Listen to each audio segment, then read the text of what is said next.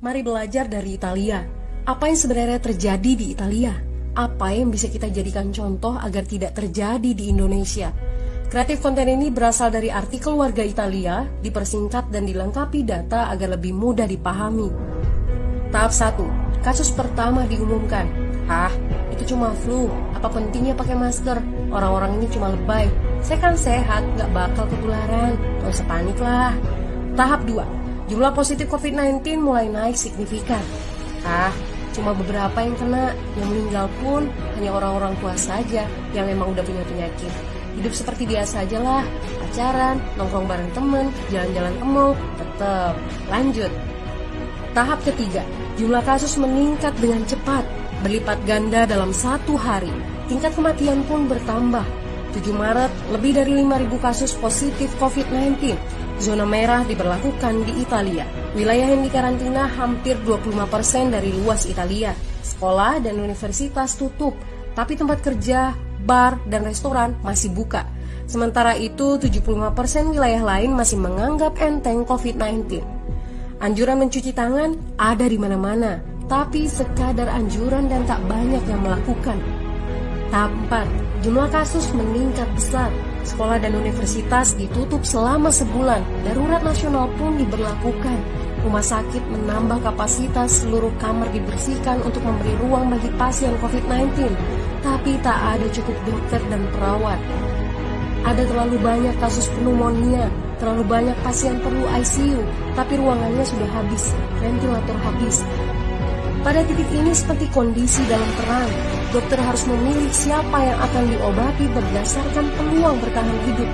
Itu berarti pasien lanjut usia dan punya penyakit bawaan seperti hipertensi, diabetes, stroke tidak masuk prioritas karena tidak ada lagi ruang. Sistem layanan kesehatan seketika runtuh. Tahap 5.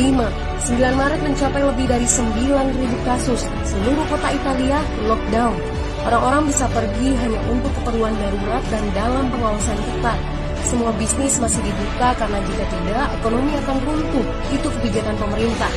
Mulai ada ketakutan, orang-orang mulai memakai masker dan sarung tangan. Tapi tetap saja, ada anak-anak yang merasa jagoan, masih ingin uji nyali.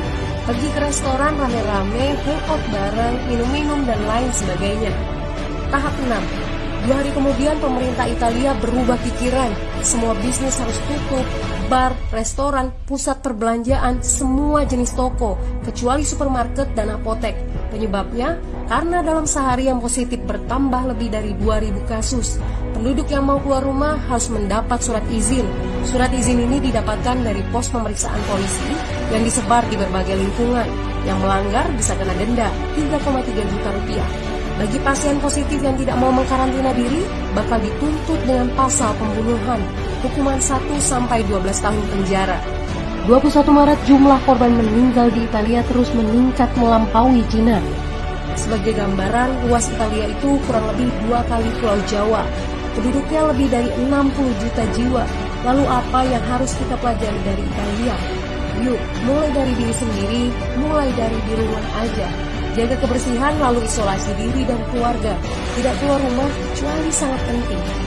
Ini saatnya memulai solidaritas. Yang mampu harus mulai membantu yang tidak mampu. Ini adalah bentuk usaha dan doa kita semua. Semoga badai corona ini segera berlalu. Mari memulai kekompakan dengan membagikan informasi ini. Di rumah aja, mari belajar dari Italia.